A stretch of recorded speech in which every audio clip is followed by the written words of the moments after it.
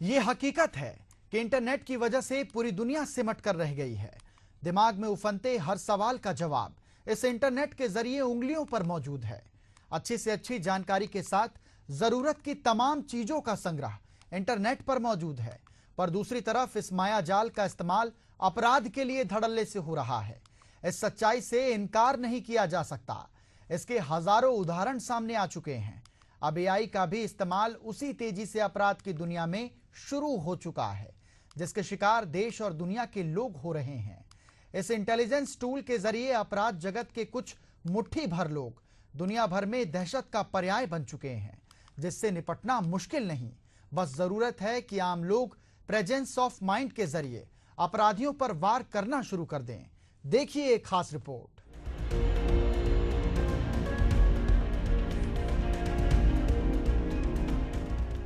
Artificial intelligence, जिसे AI के तौर पर दुनिया में पहचान मिली है, ये एक ऐसा टूल है जिसके पास हर एक समस्या से निपटने की कई तरह के विकल्प हैं। चंद सेकंड में इस एआई के जरिए सटीक सवाल कर अपने कामों की बातों का जवाब ले सकते हैं। सही तरीके से इसका उपयोग किया जाए तो एआई किसी वरदान से कम नहीं। पर वास्तविकता ये है कि एआई का इस्तेमाल आपराधिक गतिविधियों में कहीं ज्यादा देखने को मिलता है। इस विषय पर प्रधानमंत्री नरेंद्र मोदी ने अपने मन की बात पर उल्लेख किया और बाकायदा उन्होंने ठगी के तरीकों का वीडियो भी इसमें शामिल किया।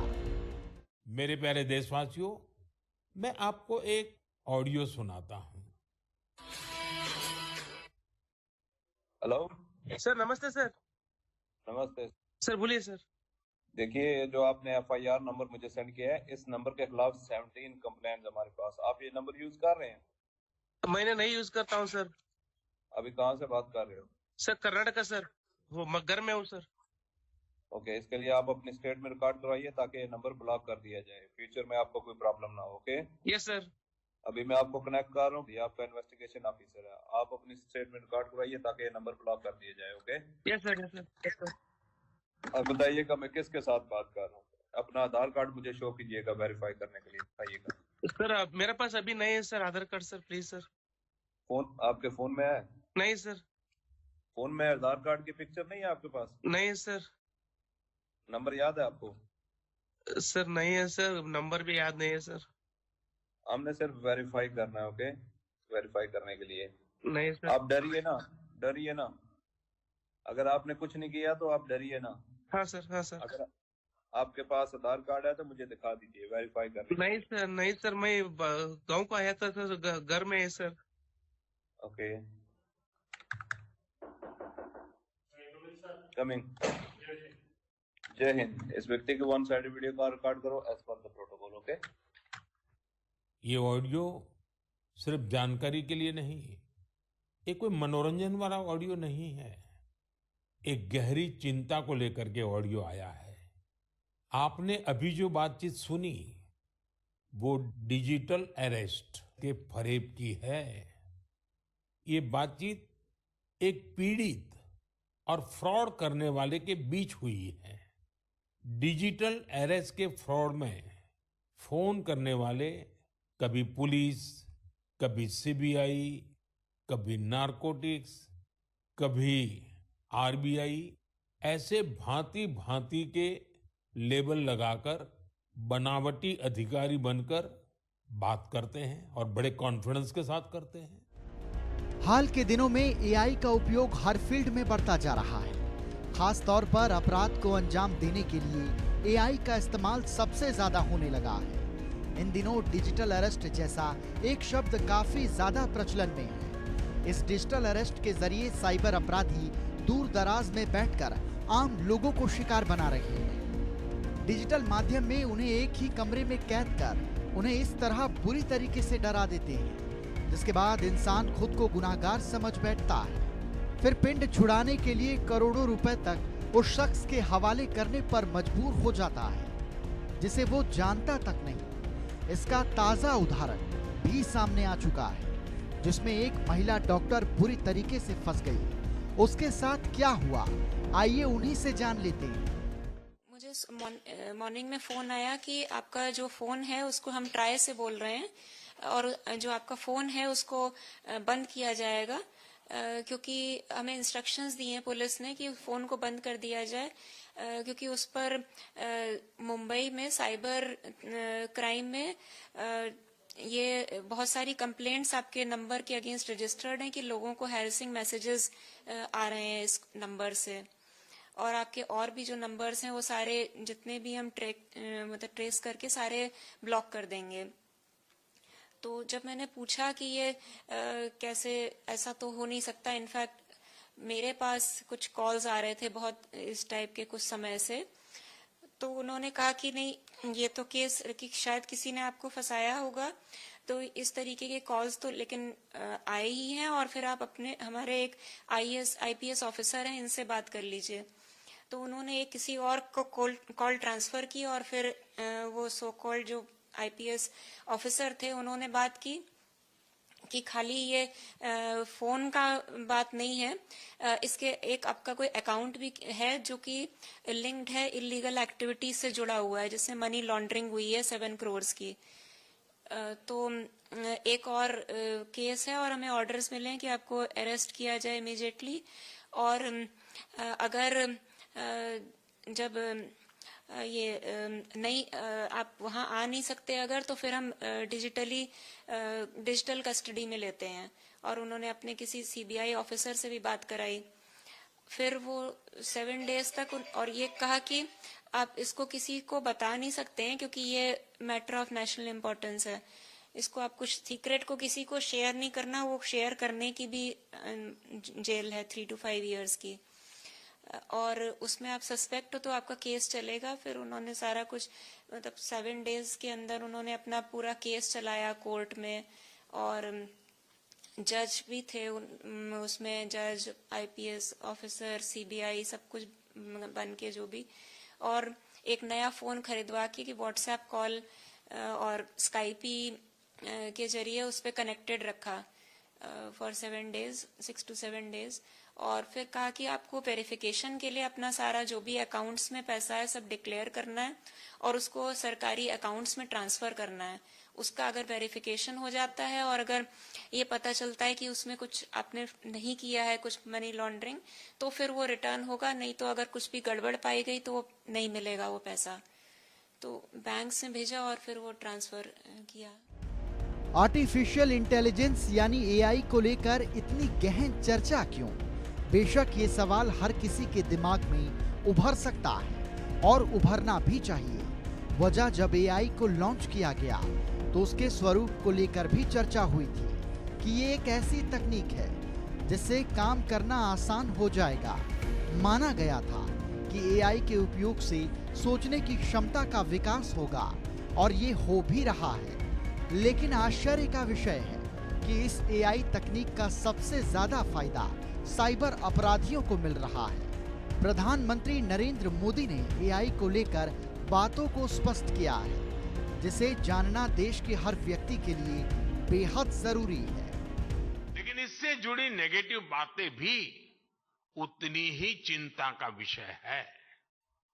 एआई 21वीं सदी में विकास का सबसे बड़ा टूल बन सकता है और 21वीं सदी को तबाह करने में भी सबसे बड़ी भूमिका निभा भी सकता है।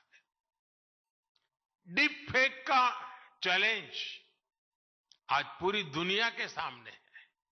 इसके अलावा साइबर सिक्योरिटी, डेटा थेफ्ट और आतंकियों के हाथ में एआई टूल्स के आने का भी बहुत बड़ा खतरा है। अगर आतंकी संगठनों के पास एआई लेस हथियार पहुंच जाए तो उससे ग्लोबल सिक्योरिटी पर बहुत बड़ा असर होगा। हमें इस विषय पर चर्चा करके एक ठोस प्लान तक पहुंचने की जरूरत है कि कैसे एआई के गलत इस्तेमाल को रोका जाए। इसलिए ही G20 प्रेसिडेंसी के दौरान हमने responsible, human centric AI governance का फ्रेमवर्क तैयार करने का प्रस्ताव रखा था। G20 न्यू दिल्ली डिक्लेरेशन ने एआई प्रिंसिपल्स के प्रति सभी सदस्य देशों के कमिटमेंट की पुष्टि की है।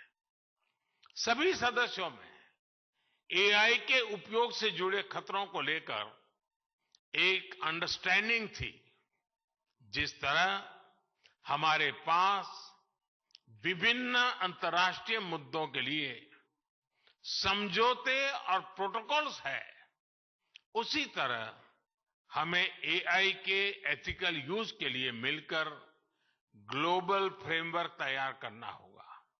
इसमें हाई रिस्क या फ्रंटियर एआई टूल्स की टेस्टिंग और डिप्लॉयमेंट के लिए प्रोटोकॉल भी शामिल होगा।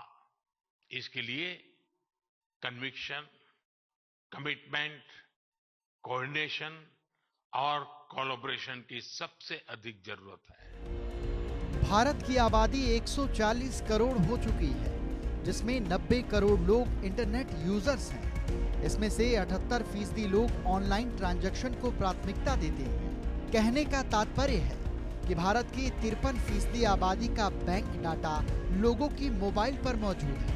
अब बात करें एआई के स्मार्टनेस की, तो इसकी ताकत को कई गुना करना एआई तकनीक को बेहतर तरीके से समझने वाले लोगों के हाथों की बात है। इस पर जितनी भी बातें सामने आई हैं, उसके मुताबिक अपराध की दुनिया में शातिरों के लिए ये एक वरदान साबित हो गया है। उत्तराखंड के डीजीपी ने इन बातों को साझा किया है। इस तथ्य को साबित करने के लिए पर्याप्त है। आज मैं आपको एक नए फ्रॉड के बारे में बताना चाहूंगा। ये है वॉइस क्लोनिंग फ्रॉड। ये एक साइबर फ्रॉड का सबसे लेटेस्ट तरीका सामने आया है। आर्टिफिशियल इंटेलिजेंस की मदद से लोग बाग आपकी आवाज की नकल कर सकते हैं, उसके टूल्स लेकर के, और फिर उस नकली आवाज से पेरेंट्स से, भाई बहन से, पति पत्नी से जो है पैसा वसूल कर ले रहे हैं, फ्रॉड कर ले रहे हैं। सबसे कमाल की बात यह है कि साइबर ठगी के मामलों में ट्रैवलिंग की कोई भूमिका नहीं होती। शातिर अपराधी एक बंद कमरे में बैठकर दुनिया के किसी भी कोने से एक शिकार को अपने जाल में फंसा सकता है। खुद को पुलिस, सीबीआई, आईटी अफसर, ईडी या फिर आरबीआई का अफसर बताकर अपने शिकार को पहले 20 सेकंड में इतना डरा धमका चुका होता है कि जाल में फंसा हुआ शख्स कुछ और सोचने की स्थिति में नहीं रहता। इसके बाद पहले 1 घंटे से 36 घंटों तक टॉर्चर किया जाता है। शिकार बने उस शख्स के लिए उस सदमे से बाहर आ पाना अपने आप में किसी चुनौती से कम नहीं होता, जिसके कई उदाहरण पहले ही सामने आ चुके हैं। साइबर अपराध देश की पुलिस के लिए एक चुनौती बन चुकी है। पुलिस के साथ ही सरकार भी इस बात को मानती है। पुलिस के पास साइबर एक्सपर्ट्स तो हैं, लेकिन साइबर अपराधियों की सोच कहीं ज्यादा आगे निकल चुकी है। सबसे बड़ी दिक्कत यह है कि अपराधियों के खिलाफ आम लोग शिकायत लेकर पुलिस के पास ही पहुंचते हैं, लेकिन शातिर किस्म के अपराधियों ने पुलिस का ही चोला पहनकर अपराध को अंजाम देना शुरू कर दिया है, जिसकी वजह से फर्जीवाड़े को समझ पाना आसान नहीं हो पाता और लोग जाल में फंस जाते हैं। इस तथ्य को पीएम मोदी ने मन की बात के माध्यम से देश के लोगों के साथ साझा करते हुए कहा कि इन शातिर अपराधियों से निपटने के लिए सजग रहना पहली शर्त है। इसके बाद अपराधियों को सही मायने में सजा दिलाई जा सकती है। डिजिटल अरेस्ट के शिकार होने वालों में हर वर्ग, हर उम्र के लोग हैं। लोगों ने डर की वजह से अपनी मेहनत से कमाए हुए लाखों रुपए गंवा दिए हैं। कभी भी आपको इस तरह का कोई कॉल आए तो आपको डरना नहीं है। आपको पता होना चाहिए, कोई भी जांच एजेंसी फोन कॉल या वीडियो कॉल पर इस तरह पूछताछ कभी भी नहीं करती। मैं आपको डिजिटल सुरक्षा के 3 चरण बताता हूं। ये 3 चरण है: रुको, सोचो, एक्शन लो। कॉल आते ही रुको, घबराए नहीं, शांत रहे, जल्दबाजी में कोई कदम न उठाएं, किसी को अपनी व्यक्तिगत जानकारी न दें। संभव हो तो स्क्रीनशॉट लें और रिकॉर्डिंग जरूर करें। इसके बाद आता है दूसरा चरण, पहला चरण था रुको, दूसरा चरण है सोचो। कोई भी सरकारी एजेंसी फोन पर ऐसे धमकी नहीं देती, न ही वीडियो कॉल पर पूछताछ करती है, न ही ऐसे पैसा की मांग करती है। अगर डर लगे तो समझिए कुछ गड़बड़ है। और पहला चरण, दूसरा चरण और अब मैं कहता हूं तीसरा चरण। पहले चरण में मैंने कहा रुको, दूसरे चरण में मैंने कहा सोचो और तीसरा चरण कहता हूं एक्शन लो। राष्ट्रीय साइबर हेल्पलाइन 1930 डायल करें, cybercrime.gov.in पर रिपोर्ट करें, परिवार और पुलिस को सूचित करें, सबूत सुरक्षित रखें। रुको, बाद में सोचो और फिर एक्शन लो। ये 3 चरण आपकी डिजिटल सुरक्षा का रक्षक बनेंगे। साथियों, मैं फिर कहूंगा, डिजिटल अरेस्ट जैसी कोई व्यवस्था कानून में नहीं है। ये सिर्फ फ्रॉड है, फरेब है, झूठ है, बदमाशों का गिरोह है। और जो लोग ऐसा कर रहे हैं वो समाज के दुश्मन है। देश में बढ़ते साइबर अपराध को लेकर अब तक जो भी जानकारी सामने आई है, उसके मुताबिक साइबर अपराधियों का कोई सही ठौर ठिकाना नहीं बताया जा सकता, ना ही उनकी कोई निशानदेही सामने आ पाती है। हालांकि देश में ज्यादातर साइबर अपराध दिल्ली, राजस्थान, बिहार और झारखंड से होना पाया गया है, लेकिन हर मामले में अपराधी इन्हीं शहरों से ताल्लुक रखते हैं। ऐसा नहीं कहा जा सकता कि जिसकी वजह से इन अपराधियों तक पहुंच पाना पुलिस के लिए आसान नहीं हो पाता। हालांकि डीजीपी उत्तर प्रदेश ने साइबर अपराध को लेकर कुछ सुझाव दिए हैं, जिस पर पूरे देश में अमल किया जा सकता है। एक वर्कशॉप कराएंगे जिसमें जो नए प्रयोग हो सकते हैं और जो नए युग के लड़कों में जो रचनात्मक चीजें उनके दिमाग में आ रही है कि कैसे पुलिस की मदद की जाए, कैसे साइबर क्राइम को रोका जाए, कैसे समाज को जागरूक किया जाए। तो उस तरीके से एक नोडल शिक्षक को भी हम लोग उसके लिए प्रत्येक कॉलेज और स्कूल में स्कूल प्रशासन या कॉलेज प्रशासन से जोड़ के लगाएंगे। और ये सारी चीजें हम कुंभ की आवश्यकताओं को देखते हुए भी कर रहे हैं, क्योंकि आप सभी अवगत हैं कि एक बहुत ही ऐतिहासिक क्षण है उत्तर प्रदेश के लिए, पूरे देश के लिए और उत्तर प्रदेश पुलिस के लिए, कि जब हम लोगों को विश्व का सबसे बड़ा जो समागम है, जहां पर इतने ज्यादा लोग, करीब 30 से 40 करोड़ लोग इस पूरे 1.5 महीने के अंतर्गत यहाँ प्रयागराज कुंभ में आएंगे और विभिन्न सुविधाओं का यहाँ लाभ लेंगे, तो उनकी कम से कम उनकी कठिनाइयां हो, उनकी यात्रा को और उनके जो आस्था का पर्व है उसमें कितनी हम सहायता करें और कितनी उनकी मदद करें, इसके लिए भी उसमें भी इन चीज़ों की हम मदद लेंगे। और साथ ही साथ जो साइबर क्राइम का एक नया रूप जुड़ता जा रहा है, उससे हम अपनी रीच जो है सोशल मीडिया के विभिन्न प्लेटफॉर्म्स पे, सिर्फ व्हाट्सएप पे ही नहीं, फेसबुक पर है, टेलीग्राम पे है और अन्य सारे फेसबुक प्लेटफॉर्म्स पे है, वो हम करा रहे हैं। और इसके लिए सभी हमारे फील्ड के अधिकारियों को हम लोगों ने यहाँ से निर्देश जारी किए हैं और जल्द ही इस पे जो है एक युद्ध स्तर पे कार्रवाई अमल में लाई जाए। साइबर ठगी के मामलों की शुरुआत फोन नंबर ब्लॉक किए जाने के साथ शुरू हुई। ये सिलसिला अभी तक नहीं थमा है, लेकिन धमकाने का अंदाज समय के साथ ज्यादा गंभीर हो गया है। ज्यादातर फ्रॉड के मामले में लोगों को इस बात की धमकी दी जा रही है कि उनका फोन नंबर के जरिए अवैध काम हुआ है, तो किसी से कहा जाता है कि नशे के कारोबार में उनकी संलिप्तता पाई गई है, तो किसी को प्रोस्टिट्यूशन के मामले में शामिल होने की बात बताकर मानसिक तौर पर प्रताड़ित किया जाता है। आमतौर पर लोग इसी डर की वजह से अपना आपा खो देते हैं और शातिर साइबर अपराधियों का काम बेहद आसान हो जाता है। साइबर और कानून मामलों के जानकारों का ये भी कहना है कि एआई तकनीक वास्तव में साइबर अपराधियों के लिए वरदान साबित हो रही है, जिसकी पुष्टि डीजीपी उत्तराखंड ने की है।